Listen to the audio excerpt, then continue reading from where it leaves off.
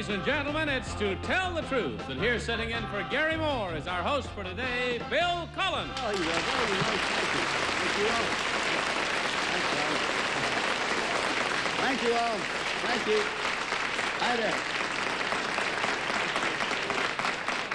I want you to know, you folks in Pittsburgh, we have a lady here from the South Side, from police station number 13. We are happy to have all of you with us on To Tell the Truth. Our first guest today is a winner of a very impressive title and one of the loveliest girls you are going to meet in many a moon. And we will meet her in just a moment as she tries to fool you and our panel here on To Tell the Truth. Peggy Cass.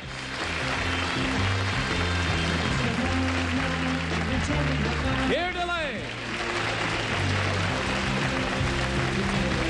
Kitty Carlisle. And Gene Rayburn.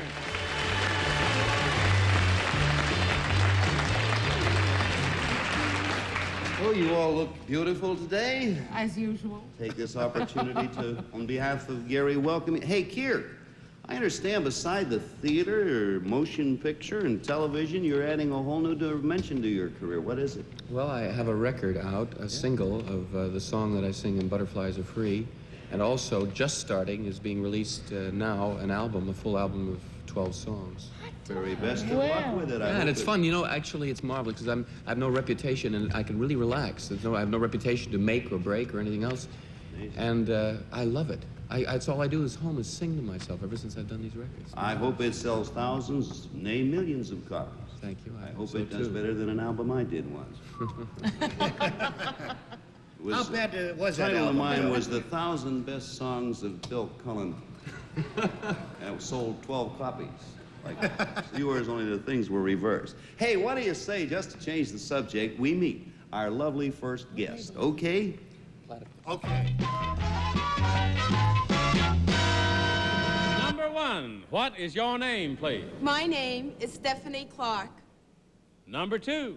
My name is Stephanie Clark. Number three. My name is Stephanie Clark. Panel, your job will be to find out which of these three young ladies is the real Stephanie Clark. Here is her story. I, Stephanie Clark, am a college student. However, I'm going to have to drop out of school for a year. I really don't mind, though, because the reason I won't be attending classes for the next 12 months is that I have just won a very important beauty pageant.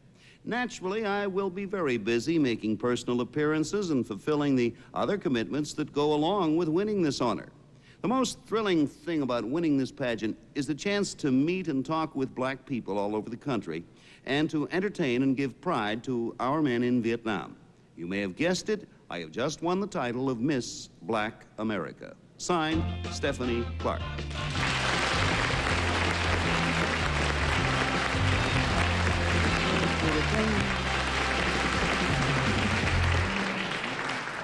Okay, friends, we'll start the game right after a brief intermission. Okay, panel, remember, these three young ladies all claim to be Stephanie Clark, Miss Black America. And we will start our questioning with that well-known judge of feminine pulchritude, Gene Rayburn. You said it, Bill, and I thank you. That's I all must say all three of these ladies are indeed beautiful and personable, too. Number three, where was this contest held? It was held in Madison Square Garden, Felt Forum. Mm-hmm. And number two, what can you do to improve your body? And would can we? I mean, what do you do to keep such a beautiful body? I exercise to keep it conditioned. You do. Number one, what are your measurements? 36, 24, 36. I wouldn't have it any other way, number one. Thank you very much. And how many contestants, number one, were in the contest? 31. Yeah. And number three, were they from all parts of the country? Yes, they were. Yeah. And where is your home, number three? Washington, D.C. Yeah. And number two, what honors go with when you're chosen Miss Black America? Well, you get a variety of prizes, $3,000 worth of personal appearances. You get world tours and quite a number of things. Would you like to get into show business, number two? Most definitely. That's a rhetorical question. It's rhetorical, and I had an idea it was coming, too, Mr. Rayburn. Peggy Cass. Number one, what did you do for your talent part? I sang. Thank you. But number 3, don't black girls go into the Miss America contest in Atlantic City? There's a big difference between Miss Black America and Miss America. And Miss Black America is aware of through a black experience what Miss America isn't. So you see, it's a big difference. Uh-huh. And I wouldn't participate in Miss America. I see. Number 2, are you going to go to Vietnam? Yes, the early part of January. Yeah, and number 1, are you going to go on a world tour? Yes, I am. I also receive a tour of Africa. Boy, those are terrific prizes, aren't they? I'd drop out of school, too, for that. Number 2, what state are you from? From Maryland. And number 1? Newark, New Jersey. Oh, and was yours held at the Felt Forum, too, your contest? The national pageant was held at the Felt Forum. Thank you. There were local state pageants. Number 2, what did you start out winning? I won the state pageant, which was from Maryland, and that gave me the chance to compete in the nationals. Thank you. Well, Thank you. Thank you, Peggy. Keir Delay is a man who knows a pretty girl when he sees one. Number 3, why are there only 31 states represented? Well, each year it gradually increases, and it was a big surprise that there were this many. So next year there should be even more. Number 2, I seem to remember you making a statement to the effect, either answering a question or making a statement that someday perhaps it would be possible, it wouldn't be necessary to have a separate pageant. Is that true? Yes, it is You true. did make that. So is that true, number 1? No, I don't think it is. Is that Even true? if a black girl could win Miss America, I definitely still feel there will be a Miss Black America. Number 3, is that true? Most definitely. Do you have a scholarship, number 2? No, To a not at this university? point. Who crowned you, number 1? Gloria Smith, she was last year as Miss Black America. And what? All right, Kitty, that leaves it to you. Number 3, who sponsors the Miss Black America contest? Motown sponsored it. And number 1, who are the judges? Oh, Jackie Robinson, Willis Reed. boy. I can't remember. Oh, the Reverend Jesse. Ooh, I forgot his last name. No, it's hard to remember. I was a judge once, and I I'm just sure so nobody could happy remember I didn't me. really think about who was judging. Number 2, when you go on these tours, are you heavily chaperoned, or can you see young men as you go along and so forth, or do you have to give that up for a year? Well, no, we are chaperoned, but not that heavily. I see. And number 1, are there any limits as to age? The usual age is usually between 18 and 25. I see. And number 3, how were you chosen to go into the contest? To go into the contest, a local state pageant. And who sponsored that? Jack's Productions. Thank you. And number 1, what do you intend to do when you are no longer Miss Black America? I continue to finish my last year of school. And what are you studying? I'm a drama major. She does want to go into the theater. There you are. Me after the show. He has a sixth sense is what he has there. Yeah, that's Okay, mark your ballots now. Vote for number 1, number 2, or number 3. And they're all pretty, too. $50 for each wrong vote, $500 if they wipe you out. It hasn't happened yet, I don't think. Gene, you start the vote. Maybe you'll be the first one to be wrong. I voted for number 1 because I like her measurements. The others, but they didn't tell. The others are nice too, but they didn't tell me what they were. Serves them right, Gene. Kitty. I mean, it's Peggy's turn. Well, I think they're all very good looking, but I just really like number 3's answers. She really means, she really felt it. Keir Delay. I thought it was a tough decision, but I thought that when number 1 said that she was so excited the time she hardly remembered or something like that, it seemed so spontaneous it had to be her. Uh-huh. Kitty. Well, I think they were all great, and I agree with Peggy. All their answers were good. Number 3 really felt hers, but number 1 said essentially the same thing, and therefore I voted for number 1. Okay. We have 3 votes for number 1 and 1 vote for number 3. Will the real Stephanie Clark please stand up? How about that?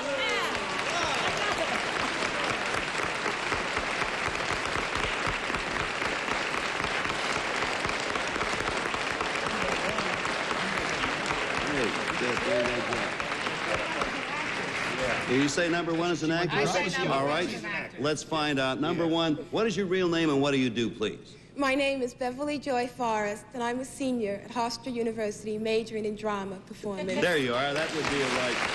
That would be right. And number 2, you didn't get any votes, and I can't for the life of me see why, but you're lovely. Would you tell us who you are and what you do? Yes, my name is Ursula Bryant, and I'm a secretary with Hal Tutchin Productions.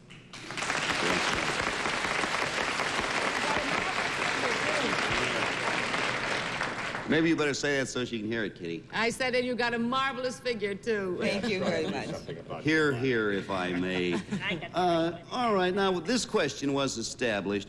But if a Miss America pageant were truly integrated, it was asked and you answered it, but I want to make the point again. Would there be a need for a Miss Black America pageant? Definitely, because it gives black girls a chance to compete and be judged through black standards, because for so long, thick lips and a wide nose was considered ugly, and the keen features was considered beautiful, you see. So it gives black people someone to identify with.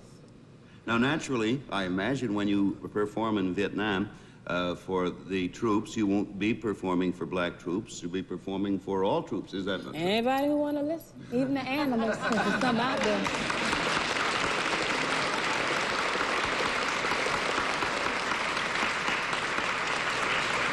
And I hope you enjoy your trip. Thank you. Congratulations. Thank you, Stephanie Clark and Imposters, for playing To Tell the Truth.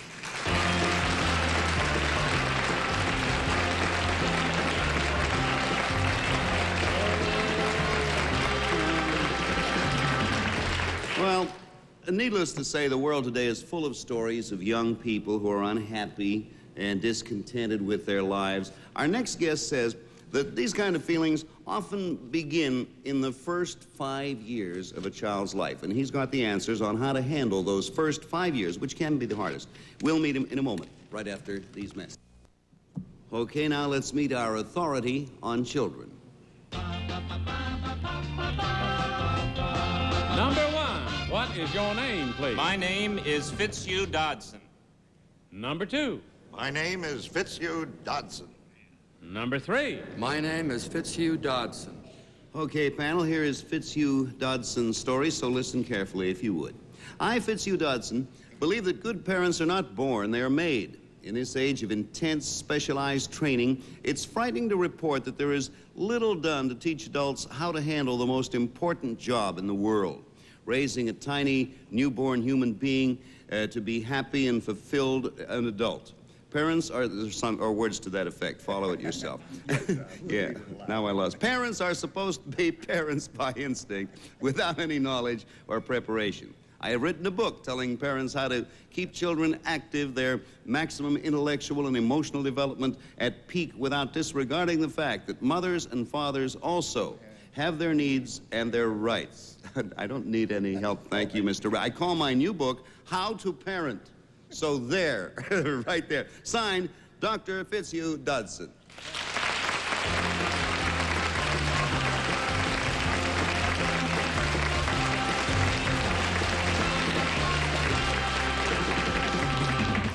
Illustrative in television, little things mean a lot. I was so busy getting the book up here so it would be at the right angle, I lost my place. And you, Gene Rayburn, were no help at all. No help at all. Right. That's me. Now, take your finger out of my ear. I'd like to get on with a questioning. All right. We're not going to start with you. It's Keir DeLay.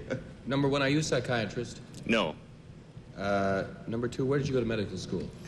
Medical school, I did not go to medical school. you're I'm a psychologist. You're a psychologist. Are you in the, number three, are you in the Association of Psychologists? Yes. How much training do you have to be accepted in such organization?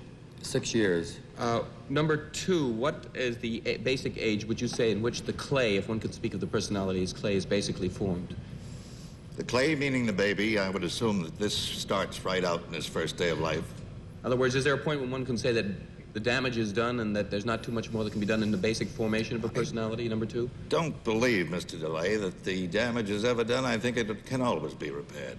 Number one, do you think that more strictness in bringing up a child is being emphasized, or do you believe it should be more emphasized than it had been when people believed it should be more progressive, less direct punishment? It's really difficult to answer questions like strictness and progressive. Those words mean so many things. All right. Thank you, Keir. All right, Kitty. Thank you. Whoever you are, congratulations. This book certainly fulfills an crying need. I agree with you. Number three, are you practicing at the moment? Yes, I am. And number two, do you approve of Dr. Haim Ginot's theories? Yes, I do. I think he's a very estimable gentleman. And you like what he says about the relationship between parent and child? Yes, I do. Number one, do you believe in pre-birth influences? In what sense, pre-birth influences? Well, do you believe that the child is affected? Biological or- No, that a child is affected psychologically already before he's born, or by the traumatic There's no experience evidence of to birth? that. There's no evidence to that. You don't think there's As any yet, evidence? no. Uh-huh. And number 3, how do you manage that delicate balance between parents' rights and children's development? All in one answer?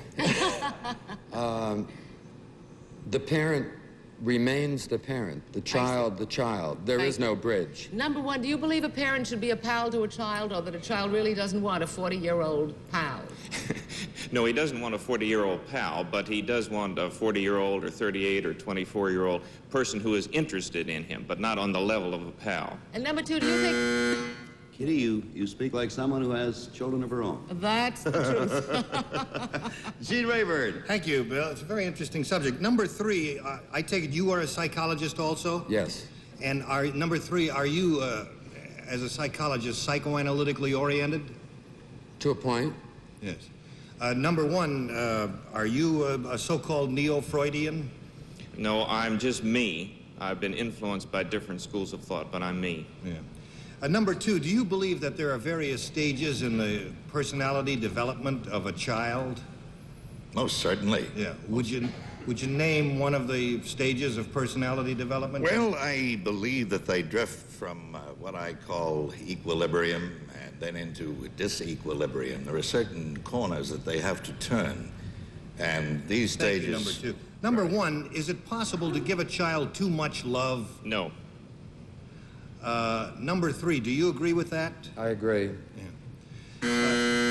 Okay, Peggy Cass, we wind up with you. Okay, number 1, how can you make sure that the first 5 years of life that the kid's going to turn out all right? I mean, what do you want us to do? How can you make sure? Yeah. Well, you have to read my book. I outlined it in detail there. I said, well, now, number 3, when the baby cries, do you believe in picking up a baby and carrying around the house that stops crying and all that stuff? You can't give a child too much love and attention. But then how can you spoil? But number 3, is it possible to spoil a child? No, not by love and attention, because there's always the awareness that you're there. This gives them the support that Well, they number need. 2, how come you do get rotten, spoiled kids? I'm afraid it's the fault of the parents. They leave them alone. Now, when a child cries, as you just asked there, the child is asking for something. Either it's hungry, it's wet, or it wants just plain attention. That's why it should be picked up. Whenever it cries. Well, number 1, do you believe in discipline for children? Yes? I mean, you don't believe do you believe in permissive behavior or discipline? See, well, you're going like... I know, like here. Like strictness and and etc. Can't answer that in one sentence. Okay. Well, there's my time. Well, time is up. May I say editorially, I've been associated with this show this is my 2nd year, and I've seen all. I've never heard better answers, and I've never heard better questions.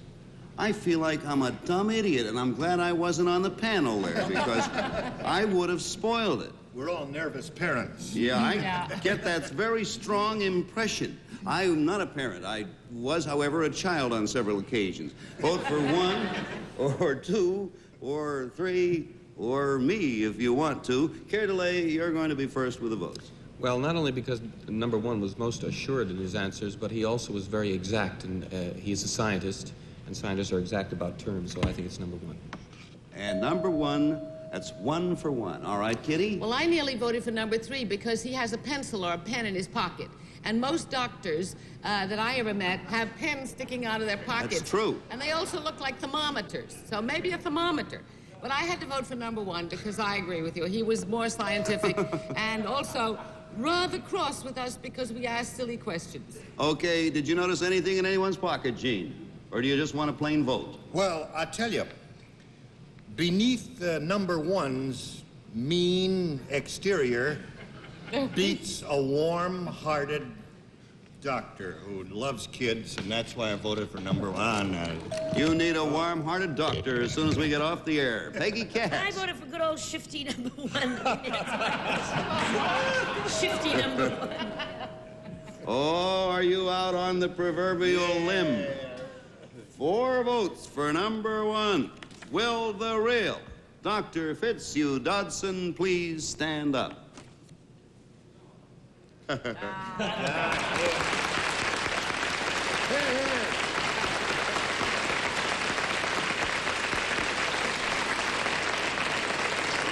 fellas, numbers 2 and 3, I think you did a tremendous job, and the only reason this happened to you, as I said, was because I wasn't on the panel. I was over here where I couldn't do any damage. Number 2, sir, will you tell us who you are and what you do? My name is Todd Fairbairn, and I'm Sales Service Manager for Leeming-Paquin Division of Charles Pfizer. You know your business, too.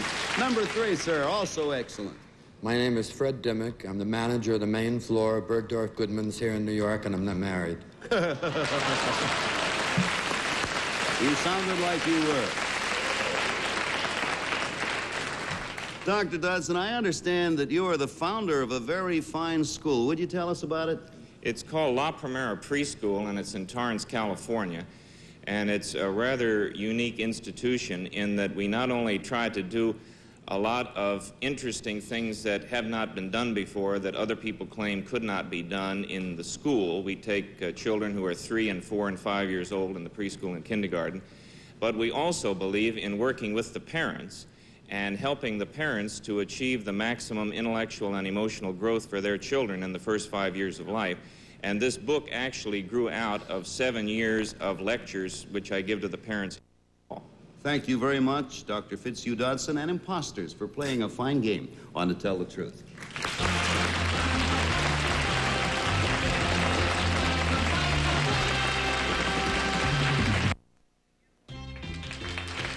In addition to the cash awards, the central characters on today's show will receive a fabulous ring in 14-karat gold set with a Lindy Star sapphire weighing over 3 carats. One of 8 glowing fashion colors available in Lindy Stars. Promotional consideration provided by American Airlines. Traveling on business or traveling for fun, it's good to know you're on American Airlines. This is Johnny Olson speaking for To Tell the Truth, a Mark Goodson, Bill Todman production.